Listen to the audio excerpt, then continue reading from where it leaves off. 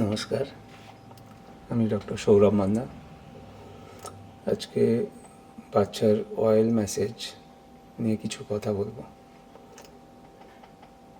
তো বাচ্চাকে প্রথম কথা হচ্ছে বাচ্চাকে কী অয়েল মাখাবেন। বাজারে অনেক অয়েল অ্যাভেলেবেল আছে, কিন্তু আমি বলবো নারকোল তেল হচ্ছে সবথেকে ভালো। নারকোল তেল, যেটা ভার্জিন কোকোনাট অয়েল বলে, সেটা হচ্ছে বাচ্চার জন্য বেস্ট। ভার্জিন কোকোনাট অয়েল কী হয়, ভার্জিন কোকোনাট অয়েল বানানোর সময় এটা অ্যাকচুয়ালি কোল্ড প্রসেসে তৈরি করা হয়, যেটায় কোনো হিট লাগে না। তাই এর উপকারিতাগুলো নারকেল তেলের মধ্যে সব থেকে বেশি ভালো থাকে। তাই সেই জন্যে virgin coconut oil best. Virgin coconut oil আপনারা বাড়িতেও বানাতে পারেন, আর বাজারে তো ভার্জিন কোকোনাট অয়েল এখন অনেক অ্যাভেলেবেল। তাই নারকেল তেল আর ভার্জিন নারকেল তেল হলে বেস্ট হয়। আচ্ছা, বাজারে এত অয়েল থাকতে কেন কোকোনাট অয়েলটাই বেস্ট আমি বলছি? কারণ পরীক্ষা করে দেখা গেছে কোকোনাট অয়েলের ময়েশ্চারাইজিং ক্যাপাসিটি অন্যান্য অয়েলের থেকে অনেক বেশি। আর একটা হচ্ছে নিউবর্নের স্কিন হচ্ছে খুব সেন্সিটিভ, খুব থিন। তো কোকোনাট অয়েল হচ্ছে সব থেকে কম ইরিটেন্ট, তাই কোকোনাট অয়েল থেকে রিয়াকশান হওয়ার চান্স অনেক কম। তাই বেস্ট হচ্ছে কোকোনাট অয়েল। আচ্ছা, এবার বলি কখন স্টার্ট করবেন, জন্মের সঙ্গে সঙ্গে না কিছুদিন পর থেকে? রেকমেন্ডেশন হচ্ছে জন্মের 1 মান্থ বাচ্চার শরীরে কোনো কিছু না লাগানো, পাউডার, তেল, কাজল, কোনো রকম বাইরের জিনিস বাচ্চার শরীরে না লাগানো। কারণ ওই একটাই ব্যাপার যে বাচ্চার স্কিন খুব থিন থাকে, স্কিনের ওপরের লেয়ার যেটাকে এপিডার্মিস বলে, এপিডার্মিস খুব থিন থাকে। তো ওটাকে যদি আমরা ম্যাসেজ করে ডিস্ট্রাক্ট করি কিংবা আউটসাইডের কোনো জিনিস লাগিয়ে ওটাকে হার্ম করি কিছু, তাহলে বাচ্চার স্কিন অ্যাফেক্টেড হতে পারে। তাই সবসময় প্রথম 1 মাস কোনো রকম বাচ্চার শরীরে কিছু লাগানো অ্যাভয়েড করুন।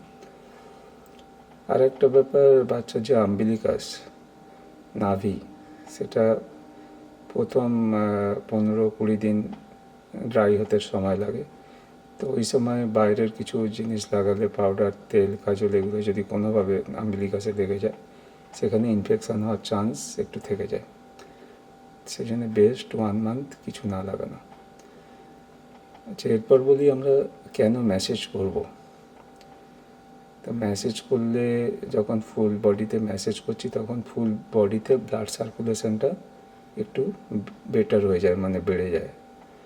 তো যখন ব্লাড সার্কুলেশন বেড়ে যাবে, তখন ফুড ডাইজেশন বেটার হবে, আর ফুড যে নিউট্রিয়েন্টস যেটা ইন্টেস্টিন থেকে অ্যাবজর্পশন হয়, সেটা বেটার হবে।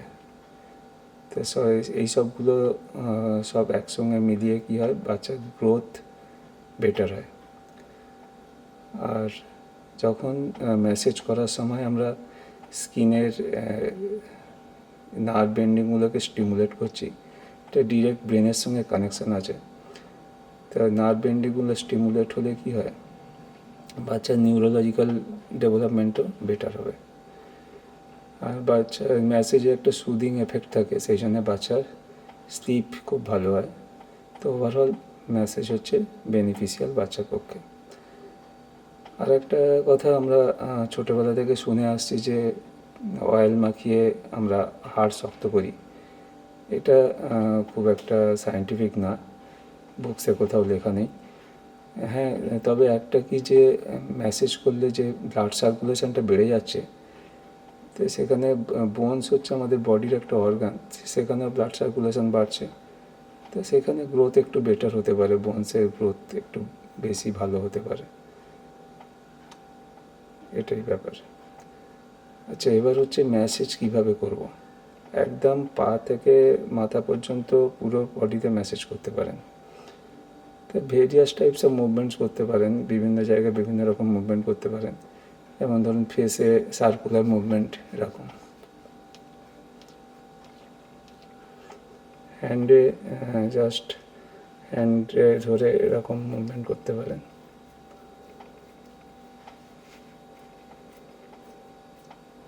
বডিতে same as face, circular movement. লেগে সেম অ্যাজ হ্যান্ড, জাস্ট এরকম মুভমেন্ট, ঠিক আছে। আর তবে একটা জিনিস মনে রাখবেন যে বাচ্চা ম্যাসেজ করার সময় প্রেসার কিন্তু একদম অ্যাপ্রোপ্রিয়েট হতে হবে। তা কোনটা বেশি প্রেসার হয়ে যাচ্ছে কীভাবে বুঝবেন? যে ম্যাসেজ করার সময় বাচ্চা যেন খুব আরাম পায়, মজা পায়, এই জিনিসটা মাথায় রাখবেন। কোনোভাবে যদি বাচ্চা ম্যাসেজ করার সময় কেঁদে ওঠে তো অলওয়েজ অ্যালার্ট হয়ে যাবেন কি যে প্রেসার বেশি হয়ে যাচ্ছে। এটা কিন্তু খুব বেশি করে মাথায় রাখবেন। আর একটা আমাদের প্রাচীনকাল থেকে একটা জিনিস শুনে আসছি যে কোকোনাট অয়েল মাখালে বাচ্চার ঠান্ডা লেগে যেতে পারে। এটাও একদমই সায়েন্টিফিক না। কোনো অয়েলের সঙ্গে ঠান্ডা লাগার কোনো সম্পর্ক নেই। হ্যাঁ, কিছু অয়েল আছে যেগুলো অনেক সময় কিছু জিনিস মিশিয়ে প্রিপেয়ার করলে, ধরুন সর্ষের তেলের সঙ্গে আমরা যদি আদা রসুন মিশিয়ে একটু এটাকে ফুটিয়ে নিই তো একটা স্মেল চলে আসে, একটা অ্যারোমেটিক স্মেল চলে আসে, যেটা আমাদের যখন ম্যাসেজ করা হয় তখন নোজে যে স্মেলটা ঢোকে সেটা কাউন্টার ইরিটেন্ট হিসাবে কাজ করে। তখন আমাদের টেম্পোরারি একটা রিলিফ বোধ হয়, মনে হয় যেন সর্দিটা একটু বেটার, মানে ভালো হয়ে গেল। কিন্তু অয়েলের সঙ্গে ঠান্ডা বা গরম এটার কোনো রিলেশান নেই, ঠিক আছে। তাই কোকোনাট অয়েল মাখালে যে ঠান্ডা লাগবে এটা একদম ভুল কথা। কোকোনাট অয়েল হচ্ছে বাচ্চার জন্য বেস্ট আর সেফ। তো ব্যাস, এটাই আজকে অয়েল নিয়ে ডিসকাশান সব কিছু করলাম। এরপরে যদি আপনাদের কোনো কোশ্চেন থাকে নিশ্চয়ই আপনারা জানাবেন। ধন্যবাদ।